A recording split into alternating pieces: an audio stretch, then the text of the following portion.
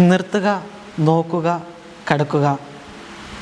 മിശിഹായിൽ ഏറ്റവും സ്നേഹം നിറഞ്ഞവരെ, ഓരോ നോയമ്പ് കാലഘട്ടവും കഷ്ടപ്പാടിൻ്റെ കാലഘട്ടമല്ല, മറിച്ച് ഒരു കടപ്പാടിൻ്റെ കാലഘട്ടമാണ്. നമ്മുടെ ജീവിതത്തെ ഒന്ന് പിന്തിരിഞ്ഞു നോക്കി അതിൻ്റെ വീഴ്ചകളെ, കേടുപാടുകളെ ഒക്കെ നീക്കി മുന്നോട്ട് നയിക്കാനുള്ള ഒരു കാലഘട്ടമാണ് നോയമ്പ് കാലഘട്ടം. നോയമ്പിൻ്റെ 6ാമത്തെ ആഴ്ചയിലേക്ക് നാം കടക്കുമ്പോൾ ഇന്നത്തെ വചനഭാഗമെല്ലാം പങ്കുവയ്ക്കുക ഒരു കാര്യം തന്നെയാണ്: വിശ്വാസത്തെ നിലനിർത്തുവാനുള്ള ഒരു ആഹ്വാനം. അതാണ് ഇന്നത്തെ 4 വായനകളും നമ്മളോട് പങ്കുവയ്ക്കുക. ആദ്യ വായനയിൽ നിയമാവർത്തന പുസ്തകത്തിൽ നാം കാണുന്നത് ഇസ്രായേൽ ജനം മരുഭൂമിയിൽ അവരുടെ വേദനകളിൽ, കഷ്ടപ്പാടുകളിൽ ദൈവം അവരോട് കൂടെ ഉണ്ടായിരുന്നു, അവരെ കൈവിട്ടില്ല എന്നുള്ളൊരു കാര്യത്തെക്കുറിച്ചാണ്.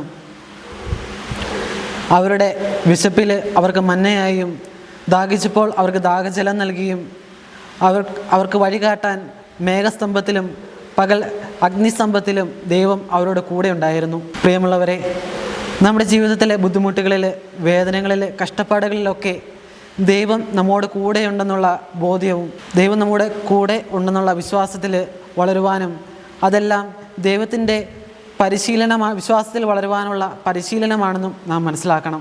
വീണ്ടും 2ാമത്തെ വായനയിലേക്ക് നാം വരുമ്പോൾ മിക്ക പ്രവാചകൻ നമ്മളോട് ഒരു ചോദ്യം ചോദിക്കുകയാണ്: ദൈവത്തെ നാം എങ്ങനെയാണ് സ്നേഹിക്കേണ്ടത്? അതിനുത്തരം വളരെ ലളിതമാണ്. ദൈവത്തെ നമ്മുടെ ജീവിതത്തിൽ നീതിയോടെയും മറ്റുള്ളവരോട് കരുണ കാണിച്ചുകൊണ്ടും ദൈവത്തെ എങ്ങനെ സ്നേഹിക്കണമെന്ന് മിക്ക പ്രവാചകൻ നമ്മളോട് പറഞ്ഞു തരുന്നു. വീണ്ടും നമ്മൾ 3ാമത്തെ വായനയിലേക്ക് കടക്കുമ്പോൾ ലേഖനഭാഗത്തിൽ പത്രോസ്ലീഹ നമ്മളെ ഓർമ്മിപ്പിക്കുക ക്രിസ്തുവിൻ്റെ അനുയായികൾക്ക് വേദനകളും കഷ്ടപ്പാടുകളും ഉണ്ടാകുമ്പോൾ വിശ്വാസത്തിൽ ഉറച്ചു നിൽക്കണമെന്നും ഭയപ്പെടാതെ ദൈവത്തെ മുറുകെ പിടിച്ച് മുന്നോട്ട് പോകണമെന്നുമുള്ള ആഹ്വാനമാണ് പത്രോസ്ലീഹ ഇന്നത്തെ ലേഖനത്തിലൂടെ മുന്നോട്ട് വയ്ക്കുക. വീണ്ടും നാം സുവിശേഷത്തിലേക്ക് കടന്നു വരുമ്പോൾ വിശുദ്ധ മർക്കോസിൻ്റെ സുവിശേഷത്തിൽ നാം കാണുന്നുണ്ട്, ഈശോ തൻ്റെ ശിഷ്യരോട് ആവശ്യപ്പെടുന്നത്: നിങ്ങൾ എന്നെ അനുഗമിക്കാൻ ആഗ്രഹിക്കുന്നെങ്കിൽ നിങ്ങൾ സ്വയം പരിത്യജിച്ച് സ്വയം കുരിശുമെടുത്ത് എന്നെ അനുഗമിക്കുവാൻ എന്നാണ് ശിഷ്യരോട് ഈശോ ആവശ്യപ്പെടുന്നത്. എന്താണ് ഈ കുരിശുകൊണ്ട് ഇവിടെ അർത്ഥമാക്കുക? നമ്മുടെ ജീവിതത്തിൽ ഉണ്ടാകുന്ന ചില ദുഃഖങ്ങളും വേദനകളും ചില കടബാധ്യതകളും ഒക്കെ ആകാം ചിലപ്പോൾ കുരിശുകൾ എന്നുകൊണ്ട് ഉദ്ദേശിക്കുക. പ്രിയമുള്ളവരെ, നോയമ്പ് കാലത്തിൻ്റെ അവസാന ആഴ്ചയിലേക്ക് നാം കടക്കുമ്പോൾ ക്രിസ്തുവിലുള്ള വിശ്വാസത്തെ നമുക്ക് മുറുകെ പിടിക്കാം.